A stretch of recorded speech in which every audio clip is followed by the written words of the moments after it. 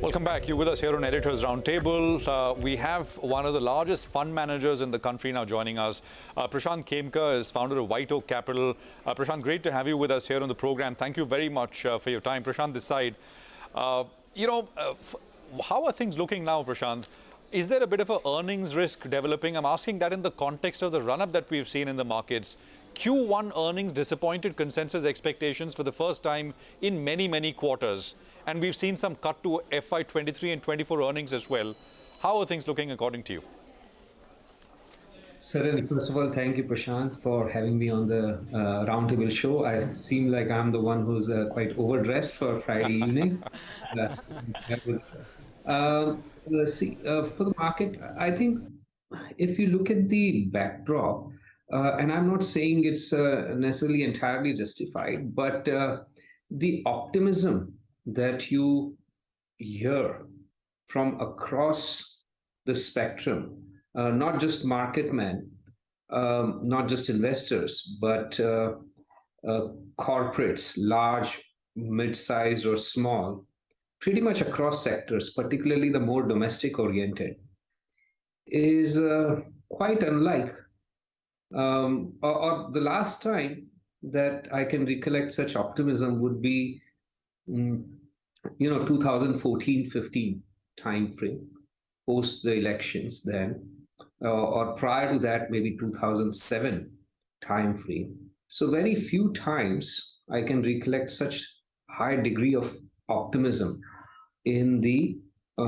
corporate world, be it large or mid or small, as I said. Now, how much of that actually turns out to be true remains to be seen.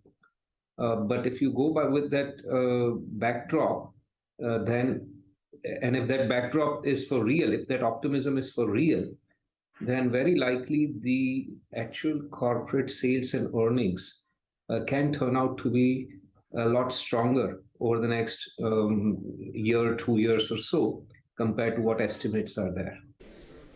Okay, Prashant, hi, welcome to our weekend show and thank you for joining us. It's great to hear that optimism has picked up, right? But we're also noticing that a lot of domestic consumption-facing companies are doing exceptionally well. It's return of the capital good laggards now. Private sector banks have picked up in a big way. Autos have come back in a huge way. Where do your sectoral preferences lie? Hi, Sonia. So we, obviously, a lot of this gets priced in well before anyone realizes, right? So we don't necessarily have sectoral preferences based on what is currently showing strong strength in the real world, because very importantly, you have to look at where the valuations as well. But having said that, Sonia, consistent with what we've always had pretty much structurally, the team continues to find a lot of attractive opportunities in the private sector financial space.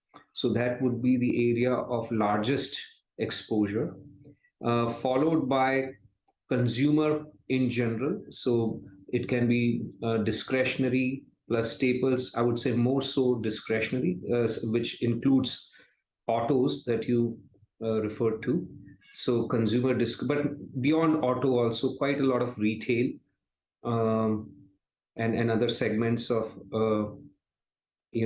consumption. So consumer discretionary, consumer staples. Also considerable exposure to IT services, though that is different from this domestic oriented sector. So we always like to have a good balance in the portfolio. And IT services obviously more export oriented, and it's not seeing the same strength. Or while the IT companies are seeing the strength right now, everyone is worried that they're going to see weakness because of the global slowdown and whatnot. But these three, I would say, are the largest sectorally segments represented in the portfolio. Besides that, we have fairly good exposure in, pharmaceuticals or healthcare in general, chemicals, and so on. So very well balanced. Hi Prashant, this is Nimesh here. You briefly spoke about technology where, you have made a lot of money in the technology stocks, especially the mid-cap IT names in the last couple of years. But now, I guess in the last 6 odd months, it has been a bit of an underperformer for you. Broadly, what's your sense in the mid-cap IT names? Because valuations while the stock prices have corrected, the valuations have not corrected that much. So, are you getting a sense that from here on, the entire technology names should outperform, given that the number seems to be quite strong, and the commentary seems to be quite strong for most of the IT names so far?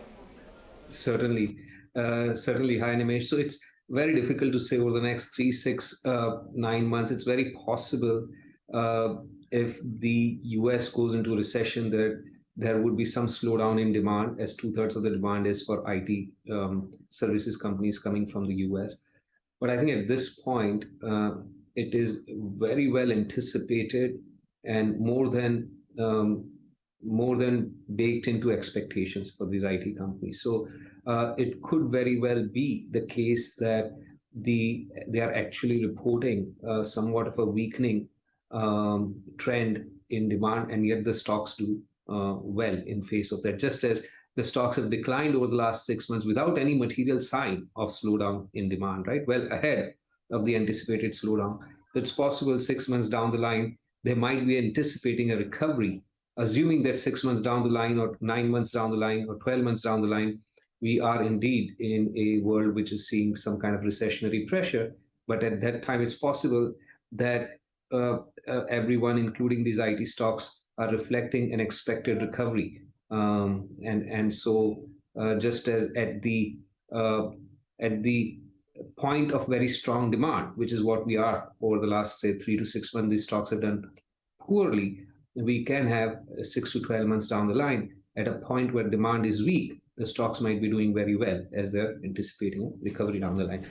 So that's from a near-term perspective, but structurally, right, we still think that some of these mid-cap IT companies, which have very strong execution capabilities and are in the right areas of technology services, they can continue to multiply their value, I mean cash flows, revenues, and whatnot over the cycle, and they're very attractively valued compared to any other segment of the market. From a valuation perspective, these IT services is the most compellingly valued when you look at from a cash flow perspective, as we do. Okay. All right. Hi, Mr. Khemka. Nigel on this side. The sector for the last 1 week or 10 days or so has been these mid-sized banks. What's your take on it? Because if you look at the Nifty Bank, you'll say nothing much happened. But if you look at these tier 2 banks, well, they have had a party. Some part of the street believes that valuation argument, majority of the bad news is in the price. Would you be in that camp? So yes, in the near to short term, near to medium term, the outlook from the cyclical perspective, if you were to believe what we started off talking about, a very upbeat corporate sector across from large to the smallest end, then the asset side problems, which already have considerably resolved themselves, but the asset side problems, to the extent they're still lingering in some of these mid or small banks, they would further be relieved, and the growth environment would be stronger for all of them as well. So it is possible that that's what is helping them catch up on the valuation differential that you can find on the surface for some of these names compared to the better run larger cap names, Nigel. Okay, well, Prashant, we've run out of time, but it was really it was short, the chat, but it was very informative. Thank you so much for joining us on Editors Roundtable, and have a great weekend. With that, it's a wrap, but any weekend plans? Just to add what Prashant said, while I don't know about his exposure into the private banks, the smaller private banks, but I can tell you he's taken a large exposure in one of the cement companies that you track very closely. Okay. So maybe it's a... interesting one. Okay, well, any weekend plans, guys? Relax. Just go home and relax. Sleep, relax. I'm packing because I'm going to be heading to the mountains next week. So, there's a holiday, midweek holiday. So Nigel's making the most of that. Most of it. He's the youngest out of all of us. Exactly. Yes, right? Yes. Relax, sleep. Come on, guys. The movies, there are things to watch. Go out there, have fun. All right, you folks have fun too. It's a wrap on another episode of Editors Roundtable. Have a great weekend. We'll be back bright and early on Monday.